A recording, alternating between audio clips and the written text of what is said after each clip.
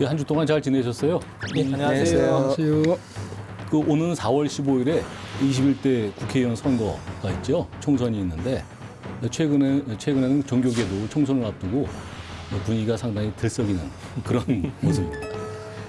과연 종교가 정치에 참여하는 게 맞냐 뭐 이런 논쟁이 있긴 한데 오늘은 그걸 포함해서 종교 정당에 관한 문제를 한번 얘기해 보려고 하는데요.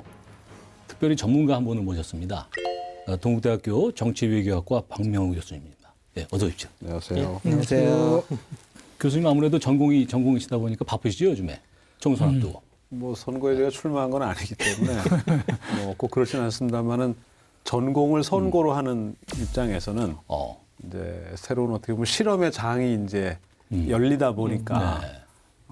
저희가 기여할 수 있는 건 설명하고 이해하고 그다음에 예측하고 좀 더 바람직한 방향으로 갈 수 있는 게 무엇이냐 뭐 이런 걸 논하는 것이라고 한다면 바쁜 편입니다. 네, 출연도 이번엔 많이 하시고. 볼 게 특별히 많으시겠네요. 선거법이 많이 바뀌어가지고. 네. 예, 아무래도 선거 제도 자체가 의도와는 조금 빗나가긴 했습니다만은 어쨌든 바뀌었기 때문에 또 많은 분들이 잘 이해를 못하고 있는 상황이기도 하기 때문에 또 바뀐 제도 자체를 놓고도 정치적으로 논란이 계속되고 있는 상황이라서 예전 같은 변수가 되지 않았던 일인데 바뀐 선거 제도의 어떤 영향도 이번 선거에 좀 일정 부분 결정적인 요소로 작용할 수도 있지 않나 생각합니다. 예. 그 오늘은 하여튼 바뀐 선거법에 관한 궁금증도 좀 해소를 해보고 불자들이 하여튼 소중한 한 표를 바르게 행사할 수 있도록 도움이 되는 그런 시간이 됐으면 좋겠는데 먼저 이야기를 시작하기 전에 준비된 영상부터 보시죠. 오는 4월 15일 제21대 국회의원 선거가 치러집니다. 지난해 말 공직선거법이 개정되면서 이번 총선에서는 연동형 비례대표제가 처음 적용됩니다. 총 의석수인 300석에서 현행 지역구 253석은 그대로 두고 비례대표 47석 중 30석에 대해 정당 지지도 50% 연동률을 적용하는 겁니다. 17석은 정당 투표율에 따라 배분되는 병립형 의석으로 지난 20대 총선과 같이 적용됩니다. 지역구에서 당선자가 하나 더 없더라도 정당 지지율이 높으면 비례대표 국회의원을 선출할 수 있어 군소 정당에 유리할 수 있습니다. 이렇게 의석수 셈법이 복잡하다 보니 법률의 틈을 노리는 꼼수도 등장했습니다. 저희들이 목표로 하는 거는 단순히 입성을 목표로 하는 게 아니라 원내 교섭단체 20석을 목표로 하고 있습니다. 이야! 이제 돌아오는 4월 15일 날은 폭풍타를 칠 것입니다. 실제로 기독자유당은 지난 20대 총선에서 62만 6천여 표를 획득하며 2.63%의 정당 득표율을 얻었습니다. 기독당은 약 12만 9천 표, 0.54%의 득표율을 보였습니다. 두 개로 나눠져 있는 기독정당이 통합한다면 연동형 비례대표제가 시행되는 이번 총선에선 원내 진입 장벽이었던 3%를 넘어설 수 있다는 예상도 나옵니다. 보수 기독교 정당의 정치 세력화가 우려되는 대목입니다. 이런 우려에서인지 지난 16일 한국불교종단협의회 신년 할애법회에서 조계종 총무원장 원행 스님은 정교 분리의 헌법 정신과 종교인의 본분사를 강조했습니다. 일부 종교인들의 정치 참여는 많은 우려를 낳고 있습니다. 종교 분리라는 헌법 정신에 따라 종교인의 본분사를 지키고 사회 통합의 길로 나아가야 합니다. 불교계 내선 기독교 정당의 원내 세력화는 종교 편향의 노골화로 이어질 수 있다는 분석도 내놓고 있습니다. 개인적인 종교를 넘어 종교 정당을 표방하면 불교계는 앞으로 여러 정치적인 불이익을 받을 수 있다는 지적입니다. 우리 한국 정치계와 고위 정치인들은 사실상 기독교계가 장악하고 있다고 봅니다. 여기에 이번에 그 연동형 비례대표제라는 제도로 인해 기독정당이 공식적으로 국회의원을 만들어낸다면 불교계는 치명적인 위해 요소로 작용된다고 봅니다.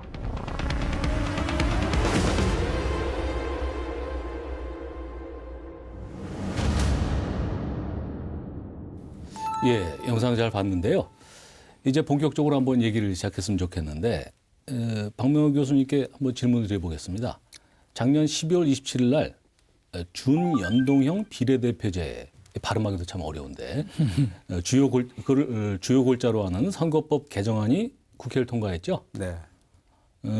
이번 21대 총선은 선거법, 바뀐 선거법으로 이제 치르게 되는데 뭐 여러 가지 뭐 내용들이 있겠지만은 개정된 선거법의 주요 내용이 뭔지 간단히 좀 말씀해 줄 수 있을까요? 여러 가지가 있는데 두 가지가 일단 핵심적입니다. 네. 하나는 18살로 이제 선거 연령이 인하됐다라는 거고, 그래서 50만 명 정도가 더 새로 유권자로 이제 편입이 됐고요.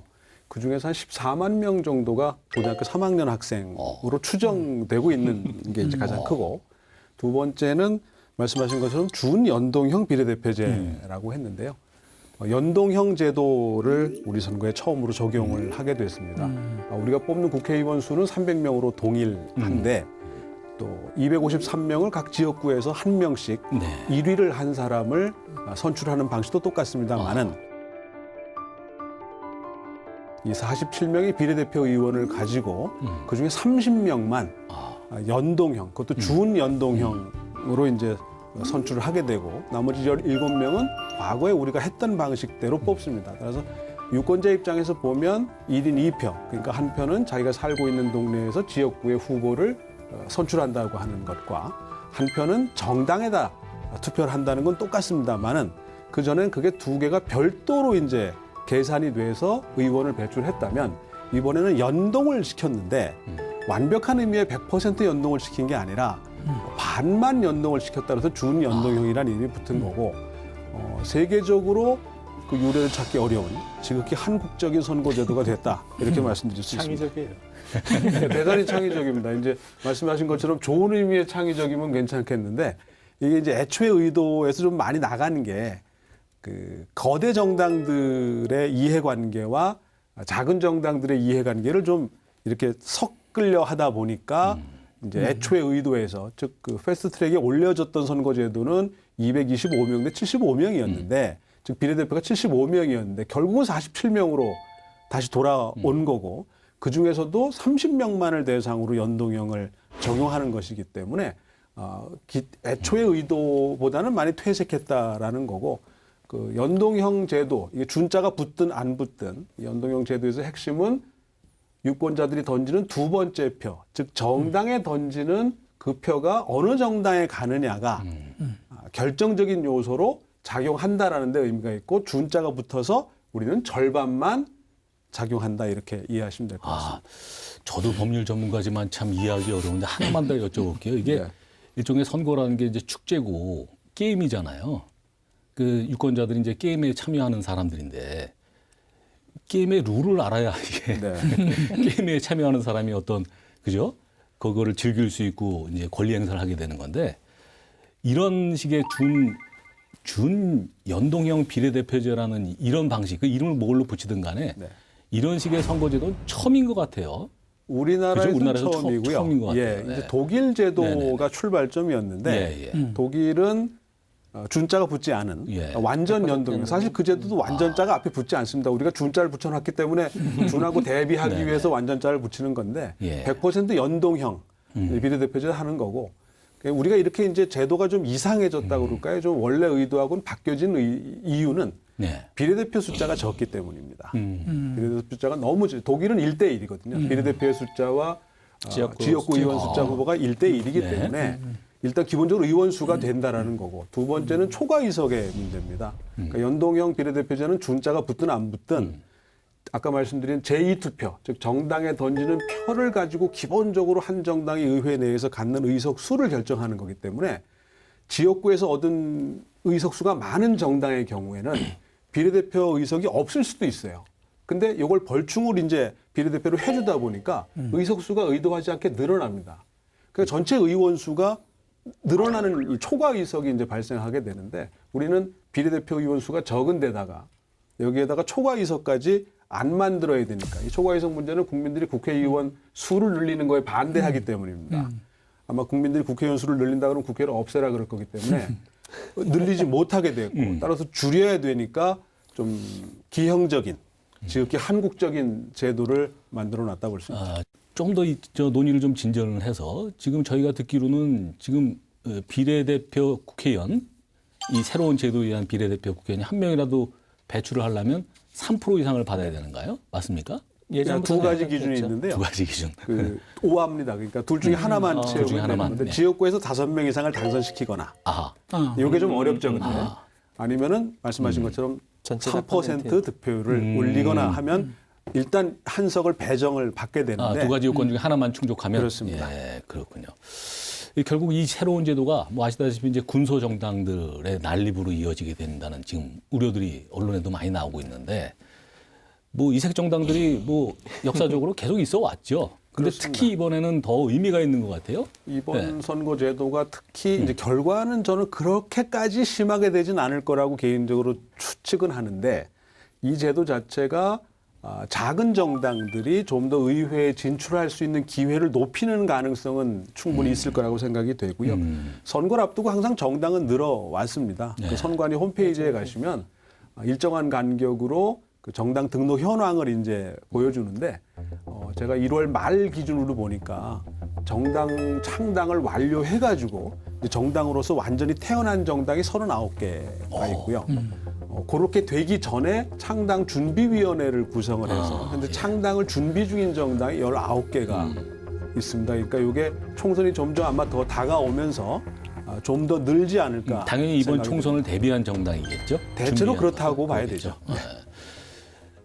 박 교수님 그 예. 뭐 이색 정당 얘기가 나와서 그런데 그 사회학적으로도 뭐 그 관련이 있는 문제인 것 같아요, 그죠? 그동안 우리 역사적으로 뭐 별별 정당들이 다 있었지 않습니까? 그렇죠. 그걸 한번 좀 설명을 좀 해주시죠. 뭐 이번에 지금 나와 있는 정당들 보면은 이제 좀 특징이 이제 기본적으로는 좀 이제 보수적인 성격을 가지고 있는 정당들이 굉장히 많이 늘었다라는 이번에? 예. 예전에도 그렇게 하는데 예. 이번에 좀 특히 그랬던 네. 것 같아요. 그런 부분들이 있고 그다음에 정당 이름이 되게 독특해. 국가혁명 배당 매번 근데 그분은 정당이 국가혁명 바뀌는 것 같아요. 배당금당인데 이게 국가는 혁명적으로 바꾸고 그다음에 기본소득처럼 해서 배당금을 주겠다라고 하는 그런 의미로 만든 정당명 같아요. 유전이 좀 발견되면 충분히 나을 것 같아요. 예. 그렇긴 한데 근데 찾아보니까 의미 있는 소수 정당들이 꽤 있더라고요. 보니까 뭐 그 직능을 대표하는 예. 그런 정당으로서 소상공인당이라든지 그다음에 재밌는 건 이제 만나자 영업직능당이라고 하는 영업직. 영업직 사람들 그런 정당도 있고 일제 때 강제동원돼서 피해를 입으셨던 분들을 위해 그분들의 인권을 회복하기 위한 그게 딱 하나의 목표. 그렇게 하고 이제 조금 더 나아가서 평화운동까지 같이 하는 그런 인권정당이라고 하는 정당. 저는 이 정당은 좀 20대 총선 때 그 정당의 이름이 가장 길었습니다. 그래서 선관위에서 고민한 게 이게 안 맞아요. 이 그쪽이 정당 이름이 워낙 길다 예. 보니까 약칭으로 말씀하신 것처럼 인권정당이라고 불렸는데 상당히 긴 이 두 줄짜리 이름이 되는 바람에 상당히 애를 먹었던 기록이 있습니다. 아니 정당이 많이 이렇게 나오면 뭔가 눈에 띄게 하기 위해서 여러 가지 방법들이 있어야 될 것 같아요. 그냥 있으면 묻히니까. 하여튼 그렇고 그다음에 이제 그 이번에 이제 선거 연령도 좀 낮아지고 하면서 청년들의 정치 참여들이 좀 이제 늘어나고 있는데 보니까 시대전환이라고 해서 3040 세대 중심으로 지금 실용주의적인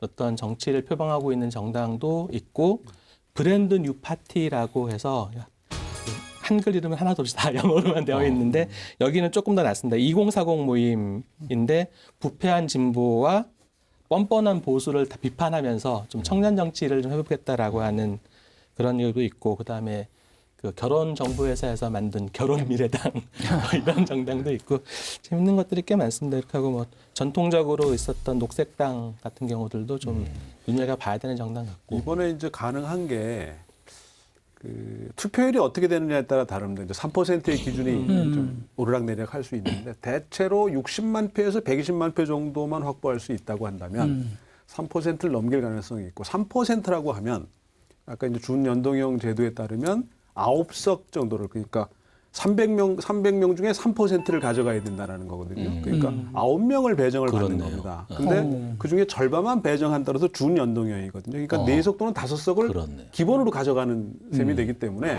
한 석 플러스가 되는 거죠. 한 석이 얘기가 의미가 아닌 거고. 그러니까 갑자기 그 정당으로서의 위상을 굉장히 강화시킬 높아지겠네요. 가능성이 예. 높고 따라서 지금 말씀하신 그런 정당들 입장에서는 최대 120만 표, 최소 60만 표 정도만 동원해낼 수 있다고 한다면 충분히 그 원내 진출 가능성이 있다 이렇게 기대할 수 있겠죠.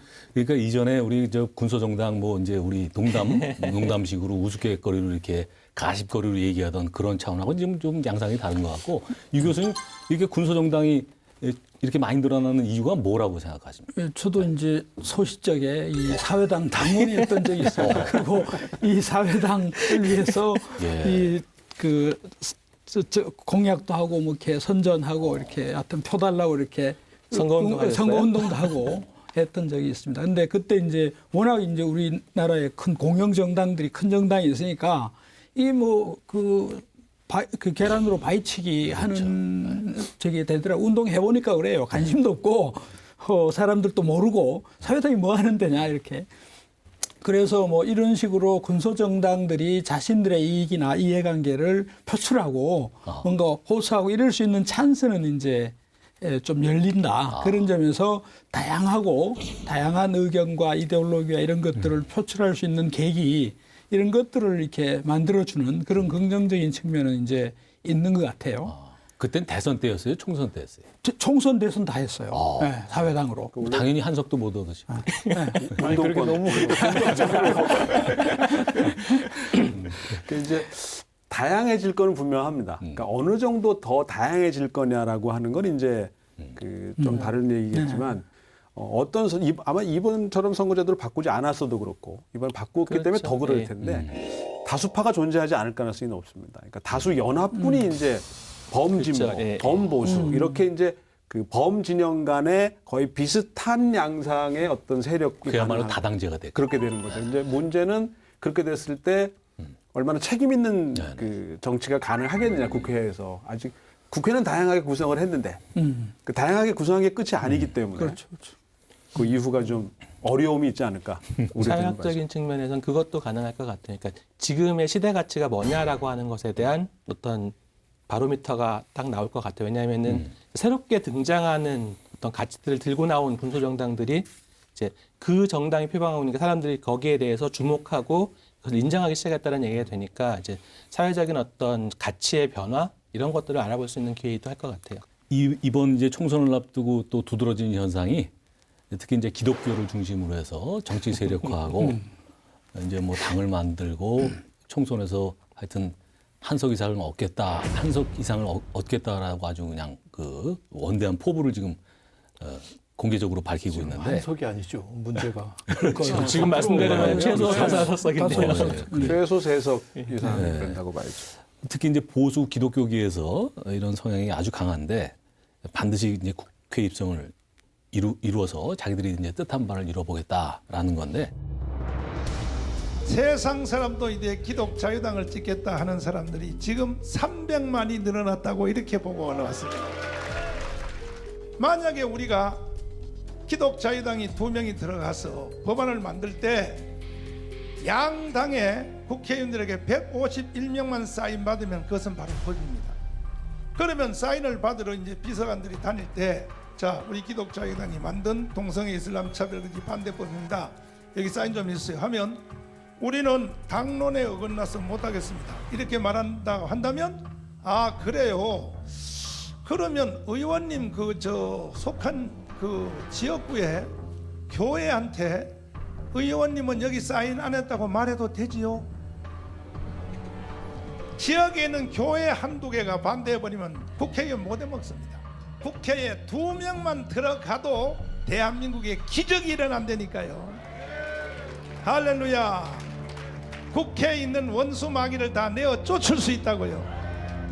이제 돌아오는 4월 15일 날은 기독자유당이 폭풍타를 칠 것입니다.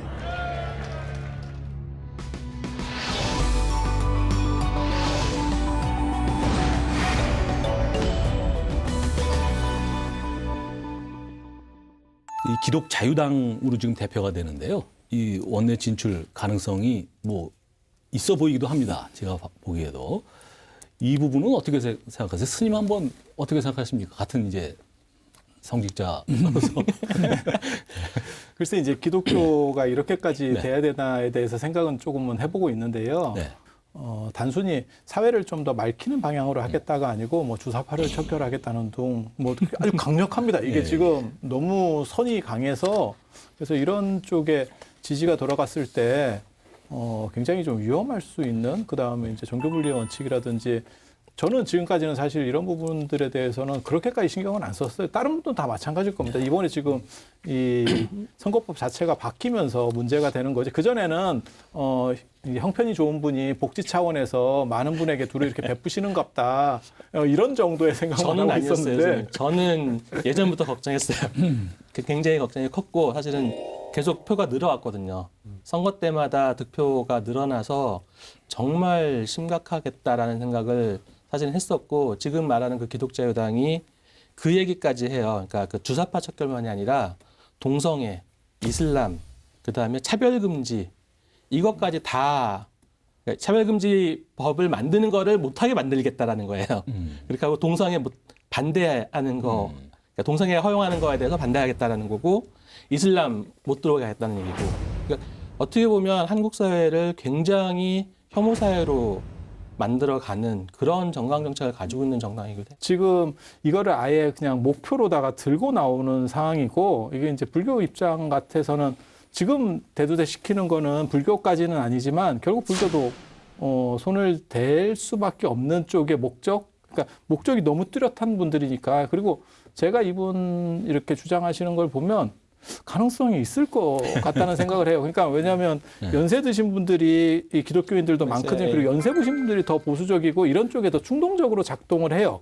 그런 부분 한 가지가 있고 이분이 말씀하시는 논리를 보면 이제 몇 명이라도 들어가서 그 사람들이 일을 일으키겠다는 게 아니고 다른 기독교를 믿는 국회의원들까지 동원을 그렇죠. 시키고 구심점, 그러니까 핵의 역할을 해서 그 사람들이 동조하지 않으면 떨어뜨리는 쪽 운동을 하겠다. 이게 굉장히 위험한 발상인데, 근데 현실적으로 진짜 유효한 근데 방법이거든요. 저기 선거법 위반 아닌가요? 낙선 운동 그런 걸 가지고 낙선 운동을 하게 되면 낙선 운동이요? 떨어뜨리겠다라고 위협하고 실제로 총선 낙선 선거 운동도 때 낙선 선거법 그렇게 하게 위반이죠. 되면은 선거법 위반 아닌가요? 예. 이게 이제 교회의 목사님들의 설교라든가 또는 스님들의 법문이라든가 그래서 사실 출마한 사람들 입장에서 보면 이 종교 기관이 지역구 내에 있는 것에 대해서 상당히 민감하고요. 거의 모든 그 종교 기관을 다 방문하려 애쓰고 왜냐하면 그 상당히 전파력이 강한 그 그렇죠. 여론을 예. 형성하기 때문에 또 목사님이나 또는 신부님이나 우리 스님들의 그 언급 하나가 갖는 파급력이 상당히 있기 때문에 그들 입장에서 상당히 중요한. 더 문제는 이렇게 해서 선택했을 때 발생될 수 있는 다양한 이제 혼란이라든지 사회적 이제 갈등 부분은 또 어떻게 할 거냐. 이게 이제 더 큰 문제죠. 이 기독교계를 대표하는 그 당, 이 원내 진출이 이번에 가능하다고 보십니까? 그 가능하다고 저는 생각합니다. 아, 가능하다는 쪽에. 이유는 세 가지인데 네. 첫 번째는 이 제도 자체가 넓고 깊은 지지가 필요한 게 아니라요. 좁고 아주 일부에서 예. 강력한 지지만 있으면 가능합니다. 3%. 그게 이제 3%라는 기준이 되는 거고. 앞서 말씀하신 것처럼 계속 득표율이 증가해 왔습니다. 2012년에 잠깐 떨어졌는데요. 네. 이미 기본적으로 2.5%에서 지난 총선 때는 2.64% 정도 거의 뭐 3%에 갔었는데 육박하네. 지난 선거도 그 기독당이 0.54%를 득표를 했거든요. 합치면 다른 3%가 정당이 하나 더 있었죠. 예, 예, 그래서 기독교 기독자 두 개 들어가는 나왔으니까. 정당이 두 개가 있었기 때문에 둘을 합하면 3%가 그러네. 넘습니다. 그러니까 그 넘지 못한 이유를 서로가 이제 탓하긴 했지만 결과적으로 범기독교당이라고 한다면 3%를 이미 넘은 거였고 이번에는 제도 자체의 효과하고 또 지금 많이 알려져 있는 상황이 됐죠. 예. 인지도가 높아졌죠. 그렇습니다. 3개 정당 정도가 아마 특히 한 2개 정당 정도가 예. 특히 이제 태극기 집회하고 이게 이제 의도인지 의도치 않았는지 모르지만 연동이 되면서 좀 더 그 상승 효과를 가져오지 않을까 생각이 되고 단언키는 어렵지만 예. 적어도 추세나 흐름으로 봐선 가능성이 상당히 높다 이렇게 봐야 되지 않을까 싶습니다. 이걸 한번 제가 한번 여쭤볼게요. 지금 일단은 저희가 이게 기독교를 대표하는 당이기 때문에 그 자체로 우리가 우려하는 게 아니라 사실 어떤 그거를 빼더라도 좀 우려하는 부분이 있죠. 지금 뭐 교수님도 말씀하셨지만 뭐 극우적이라든가 뭐 그런 그래서 현실적으로 그런 부분을 포함해서 종교 정당이 현실적으로 정치 세력화한다면 그러니까 원내 진출을 얘기하는 건데 그렇게 된다면 어떤 사태들이 벌어질 거라고 생각하세요? 그게 긍정적일까요? 아니면 부정적일까요? 무조건 부정적이죠. 무조건 부정적이죠. 그러니까 예를 들면 이제 저는 아까 이제 기독교라는 것도 저는 굉장히 중요한 요소인데 네. 일종의 이제 신의 명령, 내가 하는 행위가 신의 부름이다. 네. 그러면 예를 들면 이제 하나님의 나라를 건설하는데 방해되는 요소, 예컨대 불교. 그럼 이제 무조건 이제 제거를 하거나 아까 좌파만 척결하는 게 아니라 처음엔 이슬람. 이슬람보다 먼저 넘어오죠. 그러니까 그런 식으로 예를 들어서 그렇게 되면 이제 원내 진출을 하면 예컨대 우리 템플스테이 같은 게 이제 예를 들 수 있어요. 예산이 확 템플스테이 바뀌겠죠. 예산에 이제 그 시비를 계속 하는 거죠. 그런 식으로 해서 이렇게 우리 이제 소위 기독교 외의 종교가 정말 건강하게 뭔가를 할 수 있는 걸 방해하는 그런 현상이 저는 당연히 그러니까 늘상 나오는 얘기지만 누가 되게 해주는 건 어렵지만 안 되게 태클 거는 거는 쉽다는 거거든요. 스스로도 이게 게 저격이 정말 가능하니까요. 그걸 이제 요소를 만들 수 있는. 그러니까 사회 문제죠. 대부분의 사람들이 찬성하고 있는 차별금지법조차도 기독교계에서 막아서 계속 안 되고 인권조례 같은 경우들도 만들었다가 다 거꾸로 후진해 버렸거든요. 그러니까 그런 부분들이 이게 충분히 그러니까 흔히 얘기하는 이제 그 사회적 목리가 가능한 상황이 돼 버려요. 그러니까 기본적으로 하여튼 뭐 지금 여기 계신 분들은 다 종교 정당은 뭐 반대냐 찬성이냐 그러면 반대 쪽에 서시는 아니요, 저는 찬성이긴 해요. 아, 종교 찬성이세요? 정당은 네. 있어야 된다고 생각은 하는데 네네. 다만 이제 그게 어떤 방식으로 그 정당을 운영하고 정강 정책을 펼쳐 나갈 것이냐라고 하는 부분에서 좀 차별을 가져야 된다고 생각을 해요. 새누리당인가요? 한나라당 비대위원장을 지냈던 임명진 목사께서 예. 언급한 대로 지금 이제 드러나 있는 그 분들이 전체 기독교계를 다 대표하는 것은 아니다라는 언급을 보면 대부분은 아마 아닐 것 같은데 이제 조금 좀 80% 정도가 반대한대요. 그런 사실은. 여론조사도 있고요. 기독교인 중에서도 네. 80%가 반대한다. 네. 그 이제 이 선거라는 게 우리가 참 자주 하는데 전 또 선거를 해야 저 같은 사람이 먹고 살기도 하는데 선거라는 게 기본적으로 분열의 과정이거든요. 그러니까 우리가 이렇게 우리 사회가 우리 공동체가 공식적으로 이렇게 분열돼 있다라는 걸 투표 결과로 확인하는 좋은 말씀이네요. 거거든요. 예, 예. 근데 정치는 그 이후의 문제가 되는데 이제 종교가 들어왔을 때는 종교라는 게 이제 보편적 가치, 인간이라고 하는 보편적 가치와 어떤 통합을 지향하는 존재라고 한다면 선거는 분열적인 건데 분열을 많이 시켜야 선거는 이길 수 있는 것일 수 있거든요. 이긴다는 차원에서 본다면. 근데 이기는 것까지만 가면 가장 낮은 수준의 선거고 가장 낮은 수준의 정치가 되지만 선거가 끝난 이후에는 전체 공동체의 이제 선을 향한 그 공동선을 향한 이제 그 행진이 돼야 된다고 한다는 측면에서 보면 분열을 치유하는 거죠. 그런 면에서 이제 종교의 역할이 필요할 수는 있는데 기본적인 어떤 사회의 어떤 그 저변으로서 이제 문제는 그 앞의 과정은 대단히 분열적이라는 거고 사실 선거가 꼭 좋은 것만은 아니거든요. 우리가 의사결정하는 여러 방법 중에 하나인 것만은 맞지만은 보편적으로 쓰이는 것도 맞지만 이것이 진선진미한 그 방식은 아니고 따라서 정치의 역할에 종교가 들어갔을 때 이 정치가 좀 더 그 확대되고 그 좀 더 선한 역할, 원래 기대된 역할을 할 수 있느냐는 부분하고 지금 이제 우려는 그렇지 못할 가능성이 좀 더 현실적으로 많아지는 거 아니냐에 대한 우려가 아닌가 싶습니다. 그러니까 이제 그 후자 그 부정적 가능성이 왜 있냐면 이제 종교는 초월적 혹은 보편적 성격을 갖고 있는 건데 이게 정치는 지배 피지배 내편 아적의 코드거든요. 종교가 그 논리에 들어가 버리면 아까 초월성, 보편성 이 성격을 종교가 갖고 있는 본래의 성격을 잊어버리는 거예요. 지금 나오는 분은 그것보다 더 그러니까요. 더 공격적이잖아요. 그러니까 이 정치 코드의 종교 코드를 잊어버리고 그 본래의 자신들의 사명을 잊어버리고 정치 논리로 이제 들어가 버리는 거죠. 그렇게 되면 종교의 기능을 할 수가 없게 되어 버리는 거죠. 우리 교수님이 사회당 당원 맞으시네요. 지배 피지배로 정치를 이해하시는 거고. 지금 제가 유 교수님하고 자연 스님 말씀을 들어보니까 기본적으로 이제 두 분은 특히 종교 정당, 기독교 정당에 대해서 이제 반대하시는 입장이신 것 같은데 지금도 이제 종교 정당이 없어도 국회의원 중에 그 종교색을 드러내서 그런 것들을 정치에 반영하는 분들이 계시죠? 예. 근데 정식으로 이제 종교 정당이 원내로 진출하면 그 어떤 일종의 핵 역할을 해서 더 그게 이제 치성해질 거라는 그런 우려의 말씀이신 것 같아요. 그죠? 그렇게 이해하면 될 것 같습니다. 이번엔 좀 주제를 약간 좀 바꿔서 정치와 종교는 분리될 수 있는가? 정교 분리의 문제를 좀 얘기해 보려고 그러는데 우리나라는 정교 분리를 헌법 원칙으로 규정하고 그렇죠. 있죠. 그래서 헌법 20조 2항에 이렇게 되어 있습니다.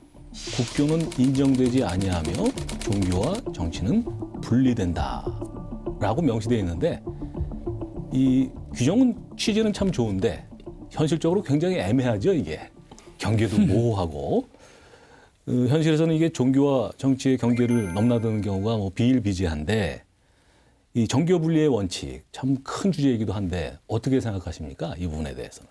정교 분리의 원칙 기본적인 의미는 그거라고 생각해요. 그러니까 정치와 종교가 상호 불간섭해야 된다라고 하는 게 이제 정교 분리의 원칙이라고 생각을 하고, 그러니까 종교가 정치에 영향력을 발휘하는 거는 그러니까 이제 개입해서 이렇게 해라 저렇게 해라 감나라 배나라 하지 말라라는 거. 정치가 종교에 마찬가지. 이제 그 차이인데, 근데 이제 그 종교의 자유랑 이 정교 분리가 저는 똑같다라고 생각을 하는데 우리나라에서 정교의 분리하고 종교의 자유가 이중적으로 수용이 돼 있어요. 그러니까 종교의 자유도 원래는 종교 선택의 자유가 가장 최상위의 가치잖아요. 근데 종교 선택의 자유가 중요한 게 아니라 종교 선교의 자유가 더 중요하다. 거꾸로 돼 있는 경우처럼 이게 정교 분리도 마찬가지로 돼 있는 거니까 정치가 종교에 개입하지 말아라. 근데 종교는 정치에 개입할 수 있다. 일반적으로 개신교 쪽은 보수 개신교는 이런 식으로 생각을 하고 있는 것 같고 그런 게 사실은 문제가 되는 것 같아요. 이게 역사적인 맥락에서 그냥 달랑 무슨 밑도 끝도 없이 헌법에 규정된 게 아니라 그렇죠. 어떤 역사적인 이유가 있기 때문에 어떤 치열한 논의를 거치고 어떤 시행착오를 거쳐서 이게 세워진 원칙이잖아요. 그게 어떤 면에서는 이 정치로부터 종교를 보호하자는 거기서부터 시발된 거 아닌가요? 아니면 거꾸로인가요?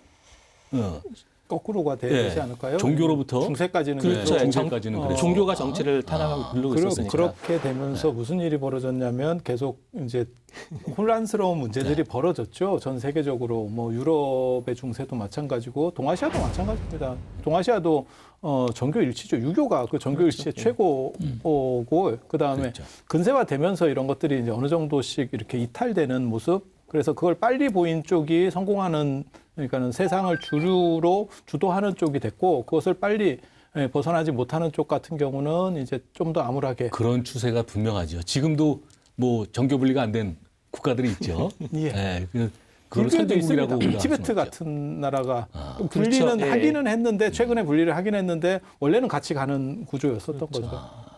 이제 사회가 자꾸 기능적으로 분화될 가능성들을 그 종교가 억제해버리는 이런 측면이 있는 거죠. 그래서 사회는 아까 정치가 됐든 학문이 됐든 그 개별적인 논리 코드대로 자유롭게 진보를 해나가야 되는 거예요. 경제는 경제대로. 근데 그것을 종교라는 이름으로 다 이렇게 감싸 있어버리면 사회 진보라든지 다양성이 그렇죠. 다양성이라든지 발전에 그 분야의 발전에 그게 걸림돌이 되는 그런 측면이 분명히 있죠. 그래서 이제 근대로 넘어오면서 그게 이제 사회 진화상 그런 필요성들이 이제 있어서 저는 이제 종교 분리 이런 것들이 불가피한 과정이었다라고 생각합니다.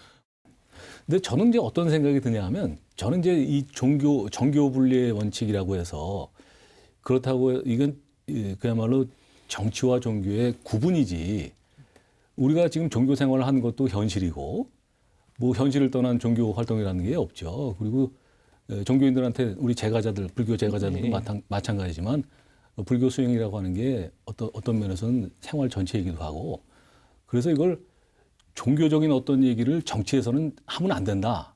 뭐 그건 좀 과도한 거 아닌가. 그래서 저는 한마디로 말씀드리면 종교 정당은 허용돼야 된다라는 입장을 가지고 있어요. 개인적으로. 모처럼만 예. 여사님이랑 저랑 의견 같은 편인데. 아니, 개인적으로는 저도 분리될 수는 없다고 생각을 하거든요. 네네. 근데 공자식의 논어에 보면 그런 얘기들이 있어요. 그러니까는 이 세상에 정치 아닌 게 뭐가 있느냐. 그렇죠. 그런 식의 틀로 보거든요. 근데 그런 식의 개념도 가능하고 이 세상에 종교적인 것도 똑같은 거예요. 범주들이 워낙 크기 때문에 그래서 결국은 겹칠 수밖에 없어요. 왜냐하면 한 사람이 국민 한 사람이 두 가지에 다 소속돼 있기 때문에 어떤 모습들을 띠게 되는데 단 그것을 너무 색깔화낼 수 있느냐. 그다음에 이제 종교 정당이 두 분 말씀하시는 거는 제가 이해를 하거든요.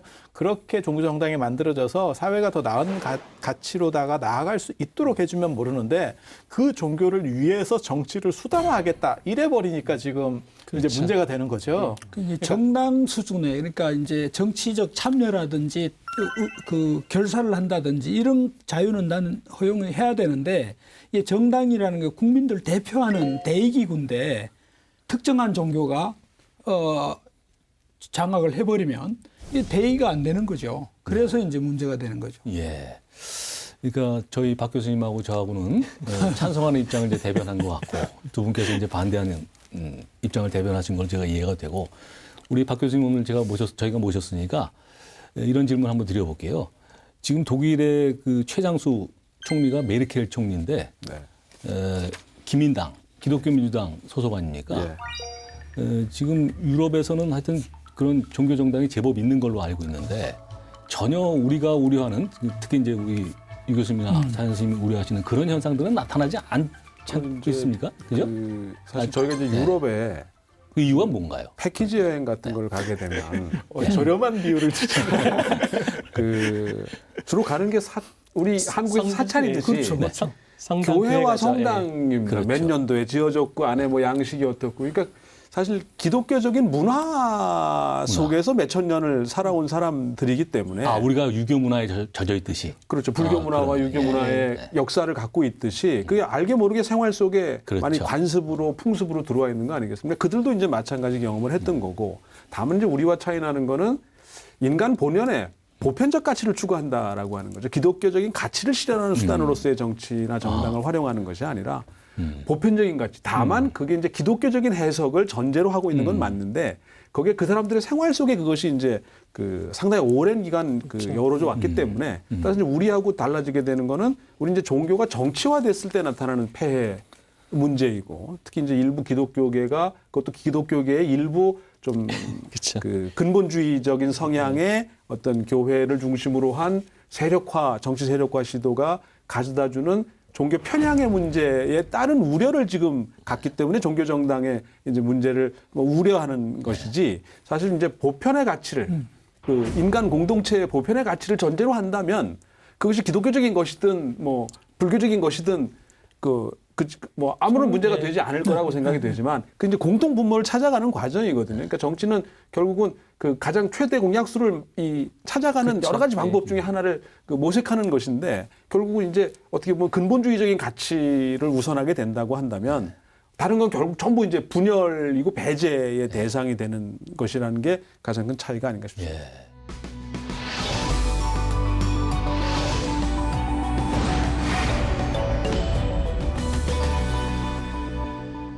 이번에는 조금 또 주제를 좀 바꿔서 우리 불교계가 앞으로 한 2개월 남은 이 선거를 어떻게 맞이할 것인지 뭐 이 얘기를 좀 해보려고 그러는데요.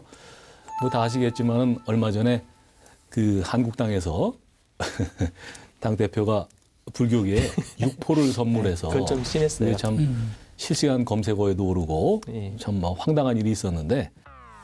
자유한국당이 지난 17일 황교안 대표 명의로 말린 고기인 육포를 조계종에 설 선물로 보냈다가 다시 회수하는 소동이 벌어졌습니다. 자유한국당은 곧바로 사과하고 선물을 회수했지만 불교계 내에선 곱지 않은 시선입니다. 자유한국당 관계자는 대표 비서실과 선물 배송업체 측 간에 소통 과정에서 문제가 있었다며 뭐 일종의 불교계에서는 뭐 무례함으로 받아들이는 분도 있고 뭐 그냥 실수였겠거니라고 생각하는 분도 계신 것 같은데 최소한 이게 뭐 무관심, 무성의의 표현이다 뭐 이렇게 저는 생각이 돼요. 그게 뭐 일부러야 그랬겠냐라는 개인적인 생각인데 참모 중에 불교를 이해할 수 있는 사람이 아무것도 없다는 뜻 아니에요, 그게?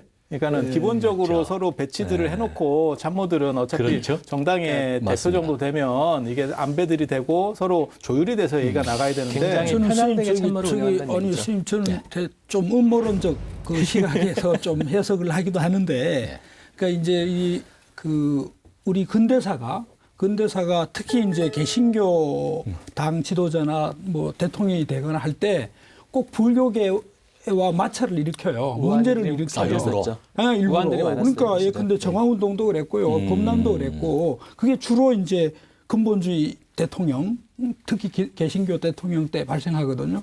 그리고 이번에 이 육포도 이명박 골수 개신교거든요. 이명박 때 멸치 선물. 그러니까 멸치 선물을 시도를 한다는 거죠. 그거 이제 일종 멸치보다는 좋아졌다, 그죠? 맞아요. 한 거예요. 그런데 이제 멸치에서 어쨌건 그런 시도를 왜 하느냐 그러면 이게 과연 몰랐을까? 이게 뭔가 음모가 있다라는 느낌이 없잖아요. 그래서 그때도 이명박 때 그 불교도 대회를 했거든요. 2008년도에 시청 앞에서. 그때 왜 했냐면 총무원 청사 앞에서 지관 스님 당시에 총무원장이셨는데 지관 스님 트렁크를 뒤졌어요. 불교계가 정부의 종교차별 행위에 항의해 대규모 집회를 마련했다. 조계종을 비롯한 각 종단 스님들과 제가 불자들이 27일 오후 서울시청 광장에 모여 정부의 종교차별 시정과 참여를 촉구하는 범불교도 대회를 준비하고 있다. 그동안 정부는 특정 종교 편중 인사에 이어 국토해양부가 제작한 지도 알고가에서 사찰이 모두 사라지고 조계종 총무원장 스님을 불심 검문하는 등 종교차별 논란이 끊이지 않았다. 이 자리에 모이신 불자 여러분, 모든 정책의 입안 과정에서 고집스럽고 극소수만을 위하는 어리석은 생각을 바로잡아 줍시다. 그러니까 한 종교의 최고 그 어른을 그리고 우리 불교계에는 또 그런 일이 있었죠. 꼭 총무원장 스님이 아니라 그렇죠. 정말 어른으로 엄청난 어른으로 이제 존경의 대상인데 그런 분을 그냥 뒤져버린다. 경찰이 이거는 종교대 모독감 같은 걸 느끼게 하는 거거든요. 그래서 그 범불교대회로 폭발을 하는 거잖아요. 그러니까 꼭 제가 한때 이제 그 대통령의 종교와 이제 불교 이런 걸 썼었는데 그러니까 개신교 대통령이 될 때 꼭 불교의 사건이 일어나는 거예요. 여러 가지 사건이. 김영삼 때도 그랬어요. 회불 사건이 계속 나는 거예요. 그렇죠. 계속 사람이 미친 사람이다. 정신 이상자다 풀어주는데 왜 계속 나느냐. 그렇죠. 이게 뭔가 음모가 있는 것 같은 그런 생각이 계속 있어요. 라기보다는 어쨌든 불교에 대한 무시라고 하는 건 분명한 것 같아요. 특히나 이게 2015년 센서스 결과 보시면 아시겠지만 종교인구 분포가 바뀌었거든요. 개신교가 확실히 늘어나고 그러면서 이제 그때 개신교 내에서 어떤 얘기가 나왔냐면은 이제 1위 종교다.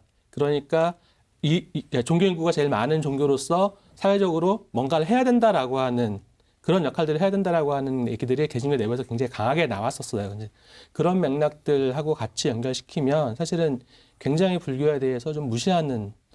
아니 근데 황교안 대표 같은 경우는 표를 얻어야 되는 입장에서 굳이 그럴 필요가 있나요? 그게 아니어도 단합시키기 충분히 위해서 자기 그쵸. 세력들을 더 결속시키기 위해서 그러니까 불교편은 별로 그러니까 저는 불교 이제 필요 없다예요. 그러니까 필요 없을 뿐만 아니라 불교가 이런 사건 때 항의를 안 해요. 예컨대 2007년도에 그러니까 이명박 대통령이 되자마자 어게인 1907 그 했어요. 부흥회. 이번 부산 집회에 제가 직접 참석은 못하지만은 이렇게 영상으로나마 인사를 드리게 되어 매우 기쁘게 생각합니다. 우리 함께 소리내어서 여러분의 지역을 하나님 앞에 책임지면서 우리 함께 기도했으면 좋겠습니다. 사찰이 무너지게 하여 주시옵소서. 사찰이 무너질 수 있도록 주여 도와 주시옵소서. 이 땅 가운데 있는 모든 사찰이.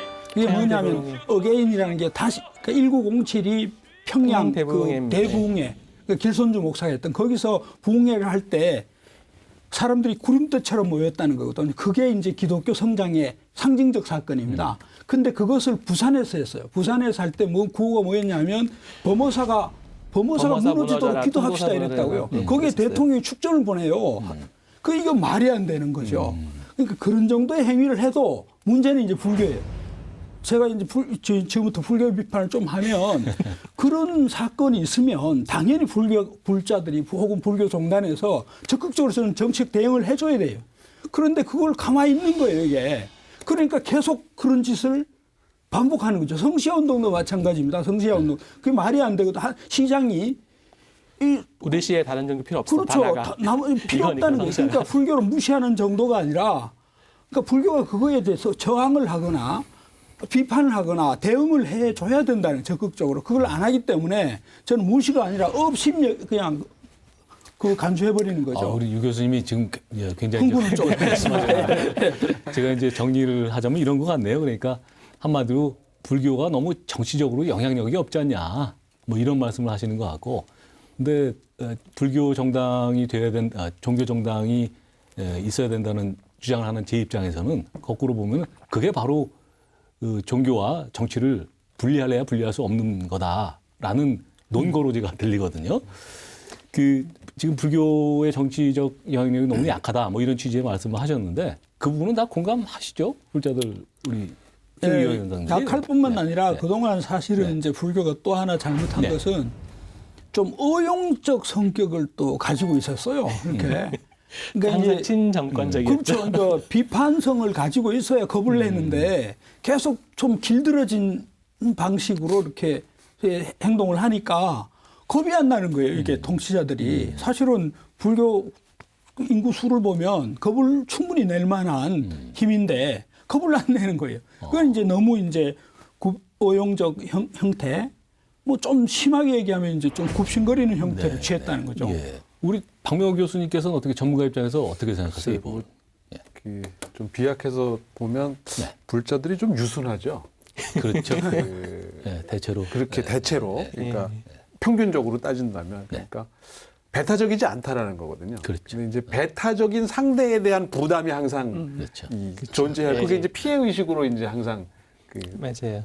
있다라는 건데 특히 이제 일부 종교의 어떤 배타성, 다양성을 존중하는 사회를 우리 전제로 했던 건데 다양성이 이제 파괴되는 거고 좀 비약해서 얘기하면 이번에도 그 불출마 선언을 총선을 앞두고 하는 의원들 중에서도 불자 의원들이 많습니다. 그래서 거꾸로 해석하면 책임 의식이 좀 높다라는 건데 이분이 드러나지는 않은 분들이 많았거든요. 그러니까 다 한 분 한 분 다 나름대로 역할을 하셨지만 그걸 생색을 내지도 않았던 거고 또 거기에 따른 어떤 책임짐에 대해서도 당연한 걸로 받아들이는 지극히 불교적인 그 행태가 아니었나 생각이 되는데 근데 현실적으로는 사실 권력 다루기에서는 조금 말씀하신 것처럼 그렇게 써 효과적이지 않을 수 있는 거죠. 이게 불교의 생리 자체가 어떻게 보면 태도 자체가 이제 그런 걸 전제로 하고 있는 건 맞는데 그건 종교로서의 이야기고 이제 정치 권력과의 관계에서는 지극히 현실적인 그 거래 관계이기 때문에 서로 좀 진흙도 묻히고 좀 피도 묻히고 뭐 이런 일인데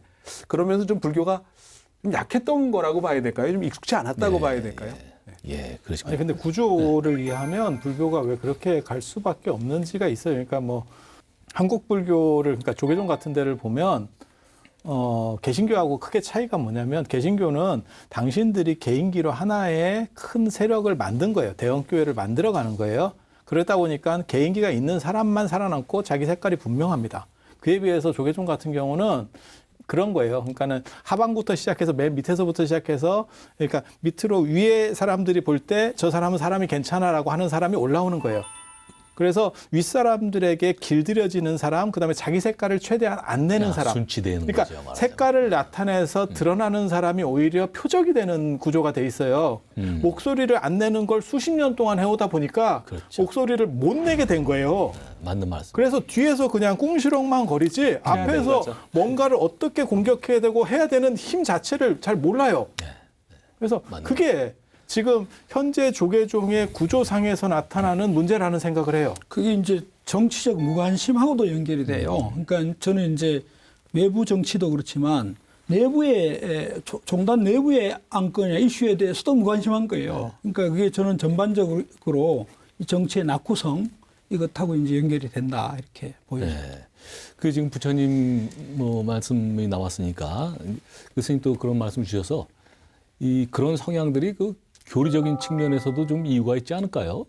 이제 불교가 생명력을 오래 가졌던 것도 그렇고 그다음에 중국이라고 하는 인도 문화권과는 완전히 다른 새로운 문화권 속에서 1000년 이상을 이렇게 일세를 풍미하면서 할 수 있었던 것도 뭐냐면 사실은 어떻게 보면 정교분리라고 하는 그러니까는 정치에 대해서는 직접적으로까지는 관여하지 않겠어라고 하는 색깔을 내서 그렇거든요. 그리고 그렇게 되는 이유는 인도의 이제 출가주의. 그러니까 만약에 그러니까 중국 같은 경우는 중국에서 성인이라고 하는 사람은 다 임금입니다. 그러니까 요순우탕 뭐 문무주공 하듯이 예. 그래서 성인 플러스 임금이에요. 그래서 성군이라는 개념이거든요. 그런데 부처님 같은 경우는 색깔이 분명하죠. 이거 나는 출가라고 하는 걸 해서 그래서 이제 중국 철학할 때 제일 많이 나오는 얘기 중에 하나가 뭐냐면 불교랑 관련해서 얘기할 때 부처님이 만약에 왕으로서 부처님이 되셨다면 그게 더 타당성이 있지 않을까라고 하는 얘기를 중국 철학하는 사람들은 해요.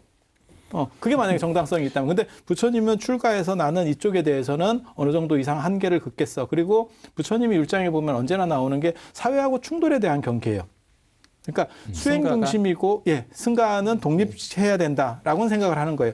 그거를 승가가 계속해서 사회를 관여할 때는 사회가 승가를 관여할 때에 대해서도 이게 대책이 없다라는 생각을 하시는 거예요. 그래서 문제점이 너무 심각할 때만 이거를 경계할 수 있고 개입할 수 있게, 그러니까 뭐 칠불세법 같이 이제 어떻게 해라라고 하는 준칙만 정해주지 그것에 대해서 실질을 관여하고 그 자체를 장악하려는 의도 자체가 움직임 자체가 없어요. 그게 불교가 여러 지역에서 폭넓게 퍼질 수 있었던 이유 중에 하나인데 지금 방금 우리 박 교수님 말씀하신 것처럼 직접적으로 공격이 들어오는 대상에 대해서는 상대적으로 그게 취약해요.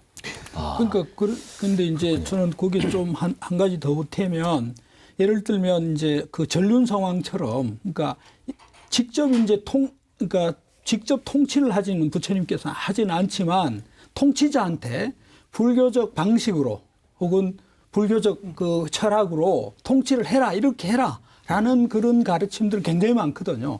그리고 아까 이제 바지족처럼 공화제냐 그다음에 마가다 왕국처럼 절대 왕권이냐에 따라서 부처님께서 말씀을 달리 하거든요. 그건 정치학적으로도 굉장히 큰 함의가 있어요. 그러니까 저는 이렇게 불교가 이렇게 정치에 무관심한 게 아니라 불교의 교리로 볼 때 이렇게 정치하는 게 통치자는 최고 통치자는 이렇게 마땅히 해야 되는 게 바람직하다. 이런 얘기는 해줘야 되는 거죠. 지금 이 시대도 저는 마찬가지. 그게 불교에게 주어진 저는 정치적 사명이고 역할이다. 그런 거죠. 저기 이번에는 좀 거의 뭐 시간이 이제 많이 흘렀는데 이제 구체적이고 좀 실질적인 질문을 좀 해보겠습니다. 뭐 우리가 솔직하게 얘기해서 선거 때만 되면 우리 불자들도 마찬가지고 기독교인들도 마찬가지일 텐데 저 사람은 불자니까 뽑아주자. 저 사람은 기독교인이니까 뽑아주자. 뭐 이런 얘기 뭐 흔히들 하죠, 솔직히. 그런 이제 종교적인 신념이 같다고 해서 뽑아주는 행위 이게 과연 바른 건지 뭐 이 얘기를 좀 안 하고 넘어갈 수가 없죠. 어떻게 생각하세요, 박 교수님은? 그동안의 제 투표 행태로 보면 저는 종교가 같다는 이유로 투표한 적은 없는 것 같아요. 그러시군요. 조사 결과를 봐도 그렇습니다. 대체로 아마 그런 질문을 제가 거의 못 본 것 같은데 종교가 같아서 투표했다는 얘기를 그래도 물어본 여러 적은 없는 것 같아요. 고려 요소 중에 하나는 안 될까요? 지극히 인간적인 요소죠. 뭐 고향이 같다, 학교가 같다, 뭐 같은 집안이다, 뭐 같은 종교다. 오늘 출연하신 우리 패널들 박 교수님 포함해서 공통된 의견은 종교적인 신념이 같다고 해서 뭐 찍는 것은 투표하는 것은 옳은 자세가 아니다. 뭐 이런 뜻인 것 같네요, 그죠? 아마 그렇게 투표하신 분들은 그렇게 많지는 않았을 거라고 저는 생각하고요. 다만 이제 교수님 말씀하신 대로 이번 선거에서는 제 추측대로라면 일부 종교에 기반한 정당이 분명히 정치권에 공식적으로 진입할 가능성이 높아지고 이렇게 되면 종교의 정치화와 종교 편향에 부담을 갖고 있는 불교를 비롯한 다른 종교 입장에서는 압박과 어떻게 보면은 부담을 또 이걸 그냥 그러려니 하고 넘기기도 좀 어려운 고민에 넘길 수 없죠. 왜냐하면 휩싸이지 않겠나 생각이 됩니다. 그 종교 이기주의로 갈 것 같아요. 왜냐하면은 그 기독교 정당들이 몇 번에 걸쳐서 내세웠던 주요 공약들을 몇 개를 살펴보면 2012년인가는 19대 총선 때는 교회가 가지고 있는 은행 부채를 2%로 낮춰달라고 하는 게 공약으로 나왔어요. 정당 공약으로 나왔었고, 그다음에 20대 총선에서도 반기독교 악법을 저지하겠다. 뭐 이런 식으로 그러니까 기독교를 위한 정책들이 대포공약으로 나오고 했었는데 이런 것 이번에도 마찬가지가 될 거라고 보고 그런 정당들이 원내 진출하게 된다라고 하면은 이제 흔히 얘기한다면 이제 정말 이제 뭐 초대 이승만 내각이 추구했던 기독교 공화국 가능성이 열리는 거죠. 그러니까 저는 이제 공적 가치를 배분하는 그런 기능들을 특정한 종교, 그러니까 특정한 종교 편향적으로 할 가능성이 있다는 거죠. 그러니까 아까 지금 방금 이승만 내각 대표적이었죠. 우리나라 국가 건설을 하는데 주요 장관들 전부 기독교인, 친미국인 이런 성격의 사람들로 채웠거든요. 그러다 보니까 우리 전통들은 다 이제 배제해버리고 그 대표적인 게 이제 그 홍익 대종교 이런 것들 엄청난 탄압이 이루어진 거거든요.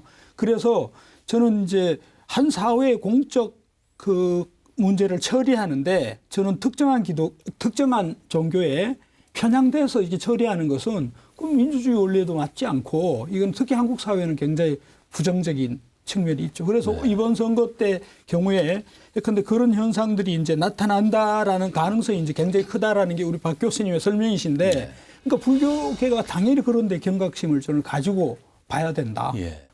이런 문제 속에서 결국은 불교도 뭐 이제 당을 만든다는 논의가 나오기 시작할 거고 시작이 되면 이제 점점 복잡해지고 더 분열화되는 가치로 갈 수밖에 없는 거죠. 그게 이제 우리가 우려하는 거고 그다음에 기독교라고 하는 게 서구나 안 그러면 뭐 유럽에서 했었던 것처럼 어느 정도 이상의 역할을 해주면 사회적인 역할을 해주면 참 좋지만 우리 또 박 교수님 말씀하신 것처럼 당신들의 이익을 위해서 저렇게 발벗고 나서겠다. 그리고 이익만 발벗고 나서는 게 아니고 중립적인 것들도 틀어가겠죠. 그렇죠. 그건 이제 안 보이게 틀겠죠. 그래서 그런 쪽이 됐을 때 사회적인 갈등이 만들어지는 거야 뭐 엄청난 문제와 소요를 낳지 않겠나 이렇게 생각을 합니다. 뭐 마칠 시간이 됐는데요. 또 이제 선거 때만 되면 역시 또 불심을 잡기 위해서 정치인들이 이제 사찰을 또 찾아서 표를 이제 구할 텐데 단순히 불교계를 표밭으로만 좀 보지 않았으면 좋겠다는 말씀을 드리고 싶고 불교계가 진정으로 원하는 정치상이 뭔지 좀 제대로 좀 파악을 해서 귀를 기울여 줬으면 좋겠다. 뭐 이런 말씀을 드리고 싶습니다. 오늘 함께해 주신 박명호 교수님 감사합니다. 감사합니다. 오늘 이것으로 마치겠습니다. 수고했습니다. 고생들하셨습니다. 당 만들어야겠다.